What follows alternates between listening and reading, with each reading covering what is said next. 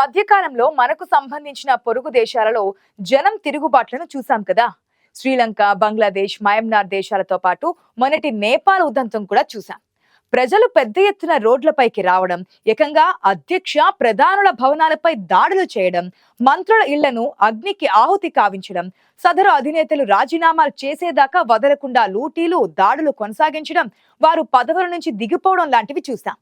ఆందోళన ఏదైతేనే పెద్ద ఎత్తున జనం రోడ్లపైకి రావడం, కనిపించిన అధికారిక వాహనాలను తగులబెట్టడం, ఎదురొచ్చిన పోలీసులను, సైనికులపై దాడులు చేయడం లాంటివి సాధారణంగా జరుగుతున్నాయి.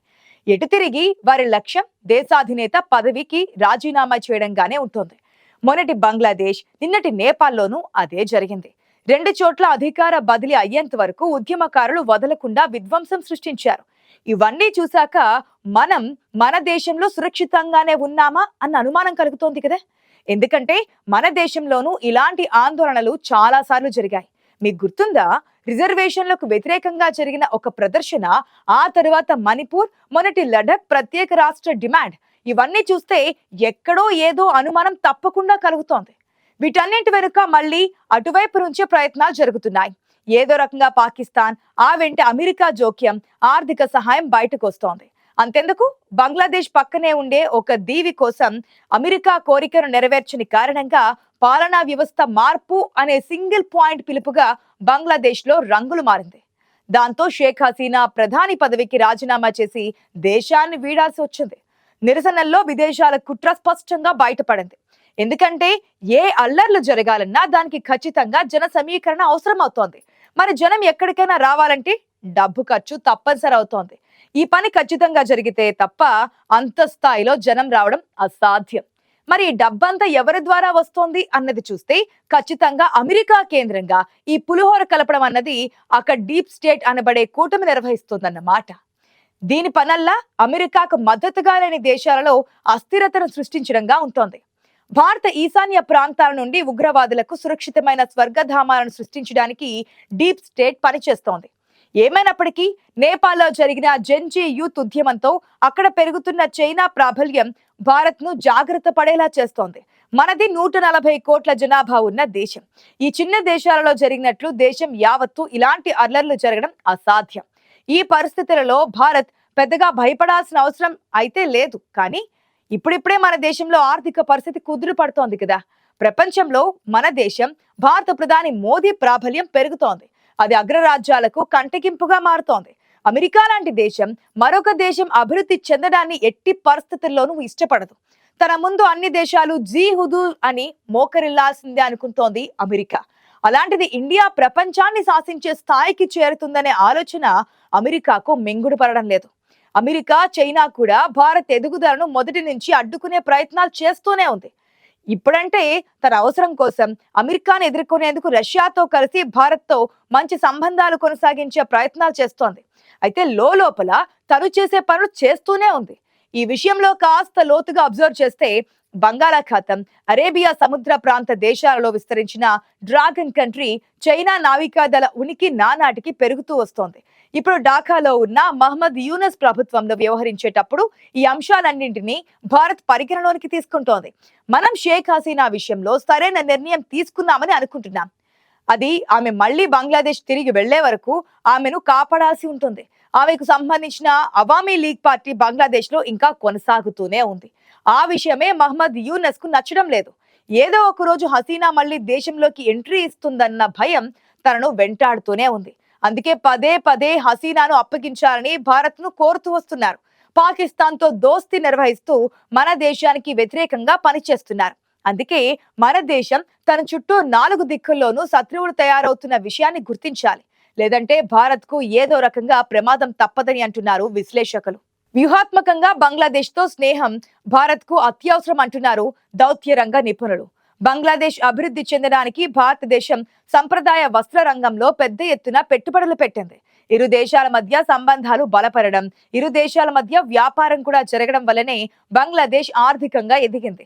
అయితే ఇప్పుడు అనివార్యంగా మన రెండు దేశాల మధ్య సంబంధాలు తెగిపోయాయి. షేక్ హసీనా బహిష్కరణ కారణంగా భారత్ బంగ్లాదేశ్ సంబంధాలు ఇక సామరస్యంగా కొనసాగే అవకాశం లేదు. ఇప్పుడు బంగ్లాదేశ్ ప్రభుత్వం భవిష్యత్తులో అమెరికా, చైనా ఆడమన్నట్లుగా ఆడే అవకాశాలు ఎక్కువగా ఉన్నాయి. అటు అమెరికా బంగ్లాదేశ్ ను తనకు ఆర్మీ బేస్ గా మార్చుకునే అవకాశాలు ఎక్కువగా ఉన్నాయి. ఇటు చైనా కూడా బంగ్లాదేశ్ కు బిలియన్ల డాలర్లు అప్పుగా ఇచ్చింది కాబట్టి దాని మాట తీసివేయలేని స్థితిలో ఉంటుంది. నిజానికి ఈ రెండు దేశాల కుట్రల వల్లే బంగ్లాదేశ్ లో విద్యార్థులు ఉద్యమం జోరుగా సాగింది. ఆ ఉద్యమాన్ని ఎప్పటికప్పుడు ఎగదోస్తూ ఆర్థికంగా ఫండింగ్ చేశాయి కాబట్టి షేక్ హసీనా దిగిపోవాల్సి వచ్చింది. దీన్ని అంచనా వేయడంలో భారత్ విఫలమైంది. కాకపోతే ఈ సమస్యపై సత్వర చర్యలు తీసుకోవడంలో భారత్ విఫలమైందని ఫిర్యాదులు అందుతున్నాయి.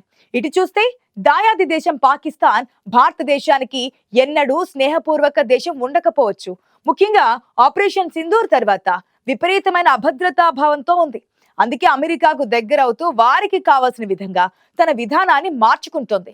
అటు సౌదీ అరేబియాతో సైనిక ఒప్పందం కూడా కుదుర్చుకుంది. అదేవిధంగా మనం కూడా పొరుగు దేశం ఆఫ్ఘనిస్తాన్ తో మంచి సంబంధాలే కొనసాగిస్తున్నాం. అయితే ఇప్పుడు మనతో బాగానే ఉన్నప్పటికీ తాలిబాన్లతో స్నేహం శాశ్వతం అని అనుకోవడానికి లేదు. ఎందుకంటే దానికి ఇప్పుడు తనను గుర్తించే దేశాలు కావాలి, ఆ దేశాల నుంచి ఆర్థిక నిధులు కావాలి. దానికోసం ఏమైనా చేస్తోంది. అలాగని ఆఫ్ఘనిస్తాన్ ను తప్పు పట్టడానికి లేదు. మనతో ఎంతగానో ఆర్థికంగా లాభం పొందిన శ్రీలంక చైనాకు ఎన్నడూ దూరం కాలేదు. అటు తన సంబంధాలు యథావిధిగానే కొనసాగిస్తోంది. అంతేకాదు ప్రస్తుతం నేపాల్ కూడా మన దేశం నుంచి అనేక సహాయ సహకారాలు పొందుతూనే భారత్ ను శత్రువుగా చూస్తోంది. మొన్నటి జంజీ ఉద్యమంలో భారత వ్యతిరేకిగా పనిచేసిన మాజీ ప్రధాని కేపీ శర్మ ఓలీ ఇప్పటికైతే గద్దె దిగారు. కానీ తను మళ్లీ తెరపైకి రాడని గట్టిగా చెప్పలేము. ఇక మరో పొరుగు దేశం రాచరికం నడుస్తున్నటువంటి భూటాన్ మనతో బాగానే ఉన్నప్పటికీ భారతదేశ వ్యతిరేక కార్యకలాపాలకు అడ్డాగా మారిపోయిందన్న వార్తలు ఆందోళనకరంగా ఉన్నాయి. భారతదేశానికి ఉత్తరం, దక్షిణం, తూర్పు మరియు పడమర అన్ని దిశలలో అన్ని చోట్ల శత్రువులు దాపురించారు. అచ్చం అప్పట్లో శ్రీలంకలో జరిగినట్లు ఇప్పుడు బంగ్లాదేశ్ లో జరిగినట్లు మన దేశంలోనూ అల్లరి మూకలు అదుపు తప్పిదే అన్న ఆలోచన భారతదేశంలోనూ వస్తోంది. కారణాలు ఏవైనా కావచ్చు. అలాంటిదేదైనా జరిగితే ఇన్నాళ్ళు మనం అత్యంత పటిష్ట భద్రత అని భావిస్తున్న బారికేడ్లు విరిగిపోతాయి. సైన్యం, పోలీసులు చేష్టలుడిగి చూస్తూ ఉండిపోతారు.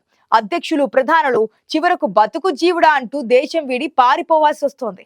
వాళ్ళ నివాస భవనాలను ఉద్యమకారులు ముసుగులు వేసుకున్న అల్లరి మూకలు అంగుళం దోచేస్తారు. దోచినంత దోచుకుని ఆస్తుల్ని తగలేస్తారు, సెల్ఫీలు దిగుతారు. బంగ్లాదేశ్ ఇందిరమ్మగా చెప్పుకునే షేక్ హసీనా ఇప్పుడు నిరాశ్రయరాలుగా మారిపోయింది. ఆమె తండ్రి షేక్ ముజిబుర్ రెహమాన్ బంగ్లాకు జాతిపిత. ప్రాణాలకు తెగించి బంగ్లా విముక్తికి పోరాటం చేసిన ఆయన విగ్రహాన్ని, బొమ్మల్ని ధ్వంసం చేశారు. ఆ విగ్రహాలపై మూత్ర విసర్జన కూడా చేశారంటే వారి ఆగ్రహానికి అంతం లేకుండా పోతోంది. నిజానికి ఉన్మాద సునామీ ముంచెత్తిన వేళ విచక్షణలు, వివేచనలు పనిచేయవు. అయితే ఇవేవి మన దేశాన్ని పాలిస్తున్న పాలకులను బట్టే ఉంటాయి. సమర్థవంతమైన పాలనలో ఏ డీప్ స్టేట్ కుట్రలు పనిచేయవన్నమాట. విదేశాలలో ఏదైనా సమస్య వస్తే ప్రభుత్వం, విపక్షం ఒక్కటవుతాయి. అదేంటో విచిత్రం, మన దేశంలో అలాంటివేవి పెద్దగా కనబడవు మనకు. మన వాళ్ళు మన సైనికులపైనే అనుమానం వ్యక్తం చేస్తూ ఉంటారు. అందుకే దాయాది దేశం మన విపక్షాలను పొగుడుతూ ప్రభుత్వాన్ని వ్యతిరేకిస్తూ ఉంటుందన్నమాట. అందరి లక్ష్యం ఒక్కటే, ఇప్పుడున్న ప్రభుత్వం కూలిపోవాలి. ఆ కూలిపోయిన శిథిలాలపై తమ భవిష్యత్తును నిర్మించుకోవాలి. కానీ మన దేశంలో అలా జరిగే అవకాశం చాలా తక్కువేనని అంటున్నారు విశ్లేషకులు.